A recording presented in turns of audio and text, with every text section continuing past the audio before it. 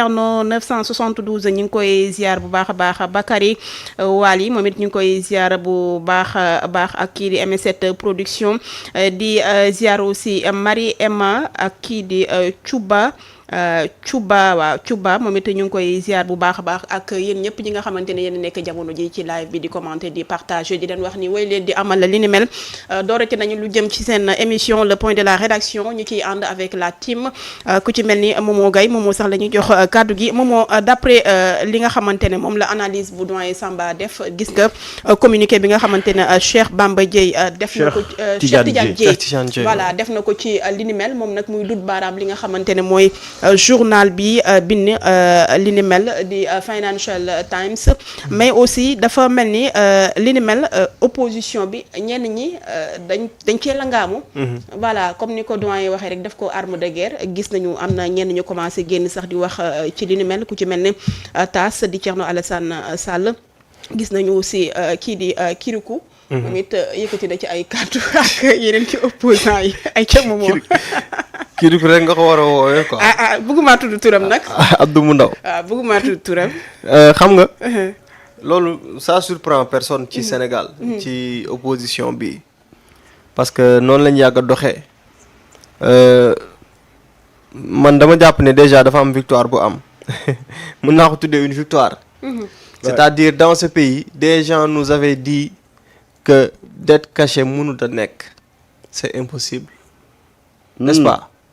seen njiit ci boppam bañ ko waxee la dette cachée dafa ne non c'est impossible kuy wax loolu da ngaa xamul une dette ne peut pas être cachée loolu lañ doon wax ab bor kenn mënu ko nëbb loolu lañ doon wax n'est-ce pas c'est impossible dette cachée mënut a nekk waaw ña doon wax dette cachée mënut a nekk ñoom ñoo ñëwaat tey nee nañ nguur gi dañoo def dette cachée dañoo lépp loo xamante ne nii bor bu ñu nëbb la te journal bi ko bind pour man mën na am à sa disposition yi ñu nekk di waxtaanee yépp parce que lan mooy dette cachée ak lan moo dul dette cachée su Macky Sall réew ni mu tënkoo dañu ne nguur bu fekkee ne dafa bëgg a leb dafay jaar am autorisation wu assemblée nationale maanaam bu ñu waree dugg ci at bi ñu dem ci loi de finances initiale bi. ñu voté nga ne man de ren jii li ma soxla ci koppar yëpp fii laa ko bëgg a jëlee. dinaa jëlee fii ay ressources dinaa jëlee nangam ci impôt dinaa jëlee nangam waaye may leen ma dem lebi ji lu toll ci nangam ci ay koppar.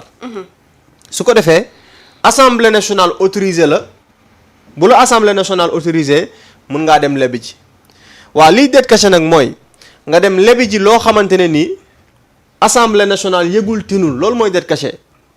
donc sous Macky Sall ce qui s'est passé mooy ci nguuru Macky Sall dañoo lépp loo xamante ne nii du ci LFI du ci LFR. amul fenn foo xamante ne feeñ na fa ci li nga xamante ne nii moom mooy ci assemblée nationale. maanaam ba ñuy voté ay budget di dem assemblée nationale loolu waxuñu ko fa dañoo bàyyi ba noppi ñu dem defi leneen loo xam ne dafa wuuteeg la ñu indi à l'assemblée nationale te preuve bi mooy. Le rapport de la Cour des comptes bi nga xam ne moom moo saytu wàllu finance ci réew mi ci diggante 2019 ak 2024 bi mu defee rapport am la mu leeral ci mbirub dette cachée mooy dafa wax ne dafa am une importante dette bancaire contractée hors circuit budgétaire maanaam hors circuit budgétaire boobu mooy dette cachée. ñu wax la ni la engagement yi état jël auprès du secteur bancaire yoo xamante ne dafa découler de convention de financement signée par les différents ministres yoo xam ne ñoom ñoo fi jotoon a jaar ñu wax ne engagement yooyu dañ ko contracté en dehors de l'autorisation parlementaire donc c'est ça une dette cachée dañu ne ñoom ci nguuru Macky Sall bi ñu fi nekkee dañoo contracté ay bor en dehors de l'autorisation parlementaire ñu ne la et ne sont retracés ni dans les lois de finances ni dans les écritures de la direction de la dette publique nga xam ne moom mooy ordonner la dette publique. donc ñii dañoo lebi ji loo xamante ne tàggu wuñu ci assemblée nationale te lépp looy def da ngaa war a yóbbu assemblée nationale ñu voté ba noppi nga soog a am sañ-sañu def ko. kon ce qui s'est passé sous Macky Sall loolu c'était une dette cachée léegi nag 2026 bi ñu nekk nga xam ne ñoom xëy nañ benn bis malheureusement une partie de la presse itam day poser problème mooy ñun c'est-à-dire il suffit benn waay fël rek def benn texte ñun ñëpp on reprend la même chose comme ça Wallaahi. sans réfléchir billaay sans réfléchir on réfléchit même pas jar naa wax de. benn journal boo xam ne xamoo sax ki bind kan la moom na bind rek après nga reprendre ndax am na crédibilité. day bind rek après ñu ñëpp ñu reprendre ñëpp reprendre. et c'est très dommage dem ba tey det caché si 2026 bii boo demee ci page 31 ci loi de finances initiale bi maanaam ba ñuy voté di prévoir ci at bi fan la ñu war a jëlee koppar ci dañoo ne pour l'année 2026 le ministère chargé des finances est autorisé à contracter des emprunts à recevoir des dons au nom de l'État du Sénégal et à lever des ressources de trésorerie pour un montant total de 6 266 milliards 693 millions de francs CFA. Ñu ne ces financements pourront être mobilisés sur le marché national, sur le marché extérieur auprès de pays ou organismes étrangers ou internationaux à des conditions fixées par décret ou par convention. Donc boo demee ci loi de finances bi ñuy dugg ci at bi prévoir nañu ci ni ci année 2026 bi ministère des finances autorisé nañu ko ñun assemblée nationale bi nga xam ne ñoo représenté askan wi autorisé nañu ko ngir mu dem contracter ay bor yoo xamante ne nii mën na recevoir ay dons au nom de l'État du Sénégal. mën na lever ay ressources de trésorerie ci montant bu toll ci plus de 6 000 milliards waaye financement yooyee mën nañ ko mobiliser ci marché national autorisé nañ ko soit ci marché extérieur ci ay réew wala organismes étrangers ou internationaux ci conditions yoo xam ne décret wala convention moom moo koy fixé donc lii assemblée nationale yëg na ko waa léegi loo xam ne jaar nañu ci assemblée nationale am fa autorisation dem lebi ji ko naka la ñu mën a tuddee loolu dette cachée wala ñu ne d'ailleurs sax ñoom ñu bind dañu wax ne bon une dette qui n'a pas été divulguée c'est quoi divulguer une dette wala dañoo bëgg ñu wut ay sonorisation di wër ci mbedd yi di yuuxu ci micro yi naan waaw déglu leen jàmm la état du Sénégal leb na xaalis wala dañoo bëgg ñu wut ay pot di tëgg comme xale bu réer ni ñuy tëggee noonu. wala ay tama. ay tama c'est pas comme ça c'est-à-dire bor boo xamante ne ni assemblée nationale ci LFI bi prévoir nañ ko léegi loolu lan moo ci mën a nekk dette cachée. donc su ma la déggee mënta am bor bi nga xamante ne amal nañ ko ci Sénégal te jaarul assemblée te nationale. jaaru assemblée nationale sauf bañ defoon ñoom nag boobooy dette sauf cachée. seen dette cachée ba. parce que boobu dama la wax ne la rapport Cour des comptes moom moo ñëw leeralal ñu ni ñu bor boobee nga xam ne ñoom ci nguuru Macky Sall defoon nañ ko du ci LFI du ci LFR du ci LR amul fenn foo xam ne jaar na fa. ci at bi ba muy commencé ba at bay jeex amul fenn foo xam ne def nañ ko fa dañ ne les engagements de l'État auprès du secteur ca jamono boobu sous Macky Sall du secteur bancaire découlent de conventions de financement signées par les différents ministres chargés des finances qui se sont succédés ñu ne ces engagements sont contractés en dehors de l'autorisation parlementaire. bu xasee ba nekk en dehors de l'autorisation parlementaire mooy dette cachée la ñu ne et ne sont retracés ni dans les lois de finances de la période ci loi de finances initiale beeg ci loi de finances rectificative amul fenn fu mu jaar kon loolu c'était une dette cachée maanaam boo bëggee ràññee ndax dette cachée la am déet da nga naan ndax assemblée yëg na et pire un député qui était à l'Assemblée nationale bi ñuy voté loi de finances initiale nekk à l'Assemblée nationale ñu voté ko ce même député qui était présent moom mooy revenir pour nous dire waaw lii dette cachée la te moom fekkee ne bi ñuy voté lii te moom il était présent. du ñu suivre Au dañuy moment des saboter faits. c'est ça le problème ils ne suivent pas doy na waar. ils n'essaient même pas xoolal temps bi gars yi di jël nii di dem di lire di jéem a comprendre nekkuñu ci loolu dañuy ruube dañuy dem toog fee doxantu ba mu neex la ñu jox leen kàddu ñu ñëw yuuxu ba doyal dem toog ils n'essayent même pas de comprendre Momo pour appuyer li nga wax la dernière fois j'étais à l'Assemblée nationale ba ñuy voté code de la presse bu bees bi di ko mooy CRM bi di ko remplacer ak CNRA bi ouais. mais j'étais sur place les députés mën naa waat ni tout le monde ñoom ñëpp kenn concentré wu ci woon y avait que comment dirais-je Thior moom laa xam ne il était concentré mais la majeure partie de l'opposition ñoom ñëpp ku ci nekk yaa ngi sëgg sa téléphone. du ñu xala la non bu ñu sonn du ñu déglu du ñu lire du ñu jéem a comprendre xam nga lu ñuy def dañuy ruube su gars yi di waxtaan ñu baleen ñu waxtaan yow ñaatoon nga fi gis en commission ñu war a waxtaanee dara ñu duñu teew commission mais ça texte yi sax duñ ko lire. intéressé wu leen Texte yi sax duñ ko dañuy lire. bàyyi daal ba gars yi ñëw ci mbooloo mi ñu ñëw taxaw ruube Abdou Mbow dem jëw nee na moom loolu day dem def une question écrite xaw ma sur question écrite. mais attends on est dans quel pays et puis ñu bëgg ñu forcer maanaam nga gis moo tax sunu presse bi dama siy dellu si waat Wallaahi. c'est un problème xoolal nga xëy journaux yëpp bind titrage journaux yëpp ñëw taxaw commencé presse tàmbalee nekk ci mbirub dette cachée léegi imaginez Sénégalais bi nga xam ne xëy na nekk fi di lire rapport ak xamul lu xew ak nangam li muy def mooy xëy suba jàpp rajo wala xëy suba jàpp télé xoolal kooku xëy suba di dégg ci revue de presse yi waaw déglu leen nangam dette cachée bi ñu doon jiñ régime bi itam def nañ dette cachée qu'est-ce qu'il va se dire mooy li nga doon wax léegi. ñoom li ñu seen effort yëpp mooy naka la ñuy def ba ñoom xam nañ ne jubuñu xam nañ ne sénégalais yi xam nañ ne ñoom jubuñu mais naka la ñuy def ba gëmloo sénégalais ne leen ñii fi nekk nii ak ñun ñooyam jubuñu c'est ça loolu mooy seen défi. maanaam ñoom moom jéemuñoo jub essayé wuñ maanaam ñoom convaincre kenn que dañoo jub mais li ñu bëgg mooy wan nit ñi ne leen yéen ñii ngeen gëm nii jàpp ne ñooñu ay nit ñu jub leen ñun ak ñoom ñooyam ñun li ñu doon defee ay dette cachée ñoom noonu la ñuy defee ay dette cachée. donc je pense que loolu ci seen ay pexe la. et puis mandat bu ñu piégé bii ñu teg ci loxo président Bassirou Diomaye Faye ak le premier ministre Ousmane Sonko ak seen gouvernement dañoo jàppoon ne bu ñu ñëwee réew mi day suux. c'est-à-dire li leen jaaxal mooy ñii comment ils font oui. mais Momo balaa ngay sori. waaw ñu ngi en direct ak honorable député. Sanu Dione. Sanu Dione mu expliquer ñu un peu cette histoire de dette cachée là. soulevée par. voilà Financial Times ak ñenn ci opposition bu ñu ne dette cachée sax nañu. honorable maa ngi lay nuyu. mais maa ngi lay tegu baax a baax. alors rapidement honorable dégg nga gars yi ñu ngi laam-laamee benn dette cachée mais honorable qu'est-ce qui s'est réellement passé.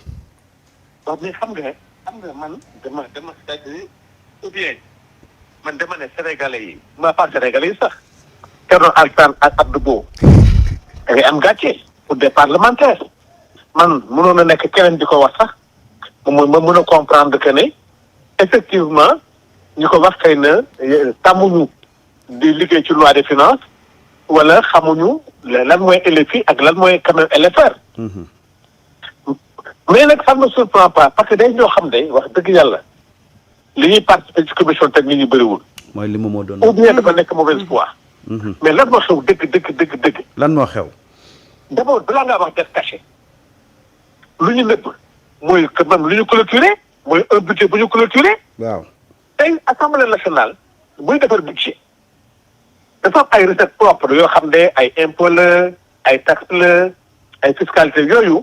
mais nag li nga xam ne mooy compléter un budget mooy la dette boobu nag bu gouvernement ñëwee day proposer assemblée nationale un budget.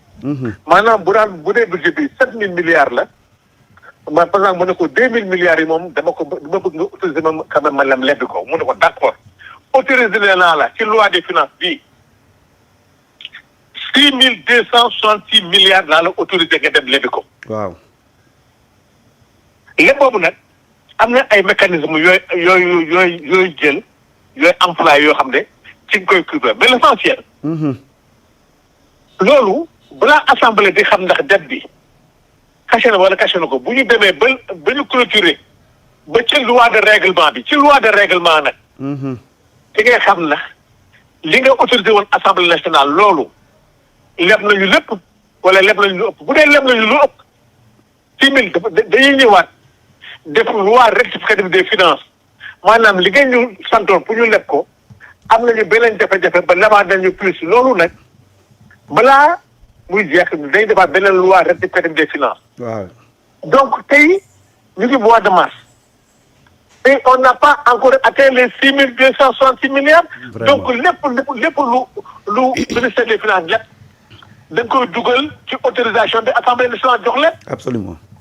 mais loolu kañ lu élémentaire la. ba pare yow balaa maa mën a xam ndax yow lii dañ ko nëbb wala nëbbuñu ko mais il faut nga clôturer budget bi pare soo clôturer budget. ba def loi de finances nga xool ndax kii li mu jot a leb. ndax dugal na ko ci budget bi ci maintenant loolu yaa ngi koy xam leen ci loi de règlement. ñoom bi leen di jàpp den caché. waaw. daa fekk ñun bu ñu jotee rapport yi. clôture loolu ñu jot nekkul woon.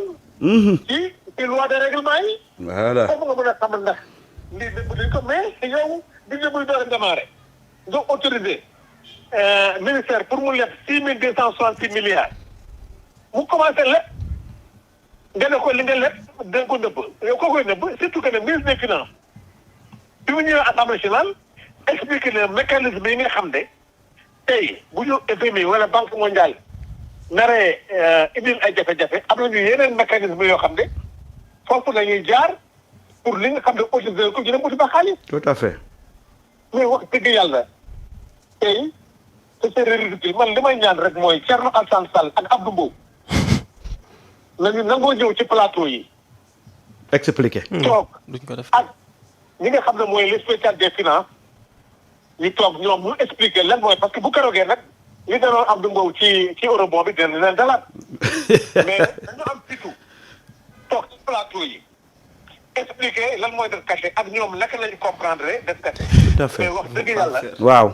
c'est vraiment élémentaire ce qui s'est passé. jërëjëf. c'est une autorisation de l'Assemblée nationale. bi nga xam ne loolu mooy compléter la loi nationale maintenant y a des mécanismes yoo xam ne pour le service de la dette naka ngay lebe xaalis pour fay say bor ak yu mel noonu loolu moom lépp dafa dugg rek maintenant bés bu demee nag ba dépassé li nga xam ne loolu la ñu autorisé bu keroog dañuy defaat benn loi rectificative des finances. wax ji leer lii na. daal mooy li nga xam ne moo xew.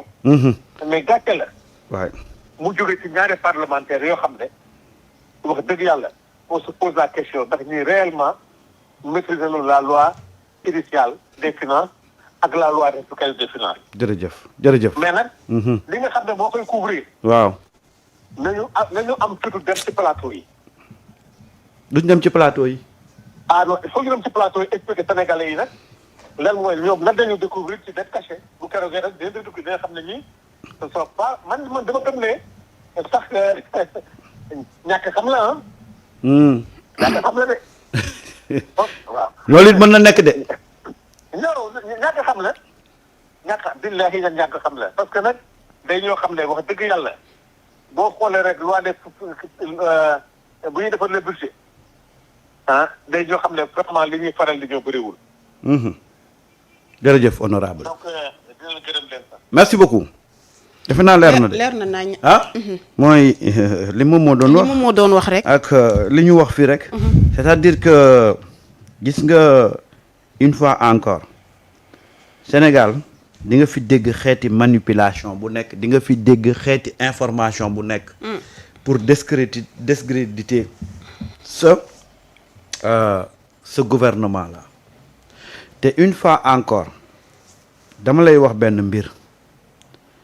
Parce que depuis qu'on a voté cette loi-là, de durcir les peines sur l'homosexualité, dama ko fi waxoon ne la Sénégal wala sa premier ministre ubbiwaat nañ beneen front gis nga li yëpp lobby yi la rek c'est les lobbies qui continuent à faire la pression sur le Sénégal. dana jóge fu nekk nag. dana jóge ci wàllu koom dana jóge ci wàllu sport foo xalaat rek parce que loi bi ñu voté à l'Assemblée nationale c'est une pilule dure à avaler pour ces lobbies-là et ce qui est dommage ce qui est malheureux c'est que ay doomu Sénégal ñooy jàppale ñooñu ci combat bii ñu nekk nii c'est ça qui est dommage. un combat qui est peine perdue. xam nga man. damay wax mais samay wax olof la il faut que nga firiñ ci ko pour mën a xam exactement li may wax. dama fa waxoon ay jamono ne bu ñu dellu si xam nga jamonoy njaayum njaam ay nit ñu ñuul ñoo doon dem di jàpp seeni moromu nit ñu ñuul di leen yeew di leen jeng wallaahi di leen jox ay tubaab ñooñu dañ fi bàyyi ay meññeef yoo xam ne ils font la même chose que jamono yooyu xëy na mbir yi ñoo changé ak doxalin rek mais tey li ñuy def mën nga ko méngaleeg la nit ñu ñuul ñooñu doon def seen moromu nit ñu ñuul. parce que quand des lobbies bu ñu bindee information bu crédible pour ternir l'image du Sénégal c'est des Sénégalais ñoo koy jël reprendre ko bëgg ko def une vérité ce qui est malheureux. C'est ça qui est malheureux dans ce pays-là. On peut ne pas être d'accord. On peut ne pas bokk bañ a bokk ay idéologie bañ a bokk parti mais dafa am loo xam ne ñu ñoo ko war a bokk lu ñu war a bokk mooy Sénégal. suñu combat politique na yem ci politique bi mais bu Sénégal taxawee dañu war a doon ñun ñëpp benn pour défendre le Sénégal mais boo demee ba haine ak mauvaise foi ak bëgg kut ne damay nguuru nga bëgg ku jóg rek pour xëpp dara Sénégal nga jàppale ko si jàpp ne régime nga koy def defoo ko régime. tu le fais peuple nga koy def pays nga koy def il faut que nit ñi xam loolu. moo tax gis nga opposition dafa yàqu gis nga Ablaye Wade. opposition bi kat daa amul lu ñu wax. opposition moo tax lu ñu jotee mais ci la nga am. gis nga Ablaye Wade ak Abdou Diouf. Ablaye Wade ak Abdou Diouf fu ne jaar nañ fa waaye mosuñu juunoo sur des questions yoo xam ne c'est d'intérêt national. mosuñu cee juunoo. bu Sénégal taxawee rek Ablaye Wade fàtte opposant yam Abdou Diouf fàtte pouvoir am ñu taxaw pour Sénégal waaye nag xeeti opposant yi léegi dañoo changé parce que bu njëkk ba dañ doon opposé wu ci ay programme dañ doon opposé wu ci des choix économiques dañ doon opposé wu sur des orientations mais léegi opposition bi léegi dañuy opposé wu ci ay personnes Fatima neexoo ma lépp lu ma mën a def pour yàq damay yàq quitte à ce que sax man je sape les intérêts de ce pays-là. Et c'est ça qui est dommage. Les gens maintenant nekkatuñu ci adversité politique mais dañoo nekk ci règlement de compte personnel ci animosité lañ nekk. Et c'est ça qui est dommage. c'est ça qui est malheureux. malheureux. C'est malheureux. doy na waar mais Momo dégg nga sànq honorable Sanu Dione lu mu wax. muy firndeel li nga xamante ne moom nga doon wax ci loi initiale des finances ak loi rectificative des finances muy xamle ni sax ñaar ñi nga xamante ne ñoom la ñu tudd ci li ni mel muy opposants yi. ñoom est-ce que maîtriser nañu texte assemblée nationale yi. On peut se poser ces questions soit dañoo xamul wala mu ñu def fi maa tey te la réalité mooy. ils sont animés de mauvaise foi. de mauvaise foi. maanaam ñoom saa bu ñu xëy ñu ngi xool ci lan la ñu mën a langaamu te seen opposition ci loolu lañ ko teg. malheureusement pour eux peut-être amuñu tout le temps loo xam ne war nañ ci mën a sukkandiku mais lii pour man occasion la déjà ci ñi taxawoon démb ne dette cachée mënut a nekk. ñu ñëw ne waaw dette cachée am na yéen a ko def. voilà leur incohérence fa la tàmbalee.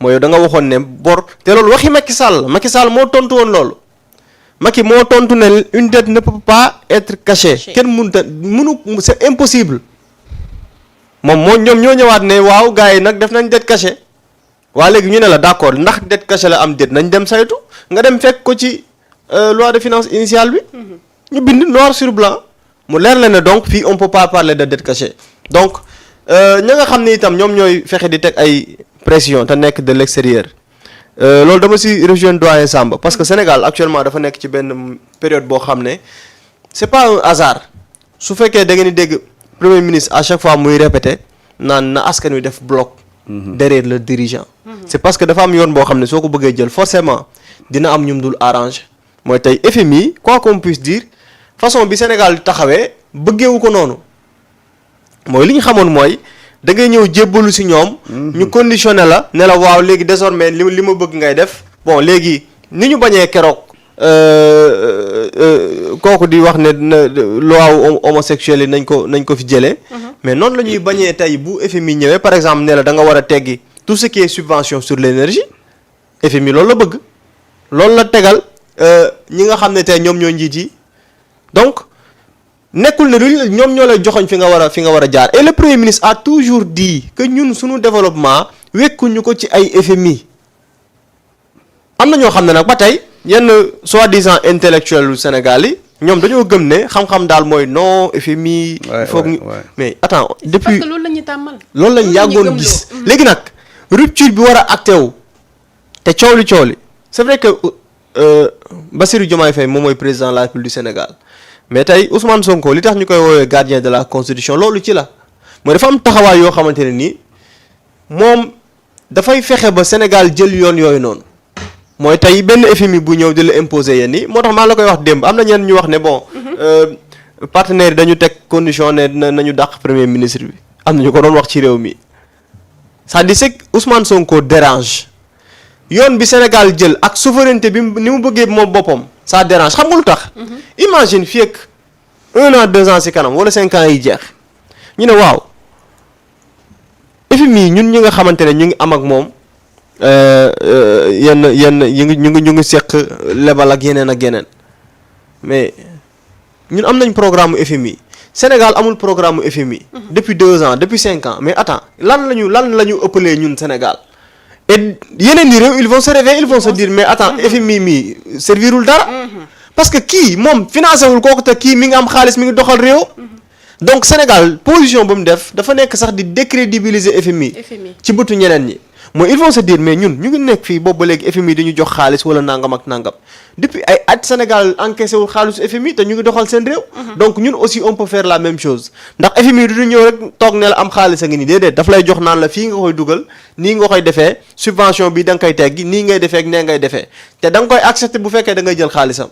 Sénégal nag ñëw am nu mu taxawee mooy liñ naan ku ñuy diri du tàmm fu ndogam di tegu. Sénégal nag dañoo fekk si situation bu catastrophique. mais malgré nee nañ ñoom même boo leen di diri sax dañuy xool fu seen i ndong di tegu donc c'est loolu mooy situation bi ñoom yow yàggul dara gisoo ñoom ñu wax ne Sénégal dafa def recours ci ay mécanisme je pense ils ont utilisé le terme frauduleux pour am xaalis bu mu fayee bor bi parce que seen pexe yëpp mooy na Sénégal taxaw ne bon léegi nañ dem restructuration parce que mënatuñ fay suñ demee ba ñoom ñu jaaxle si ma koj la si benn affaire ne ñii lii moom pexe bii su ma leen bàyyee échéance bii di ñëw en mars bii moom bu ñu fa àggee Sénégal dina taxaw jébalu parce que lii mënu koo fay.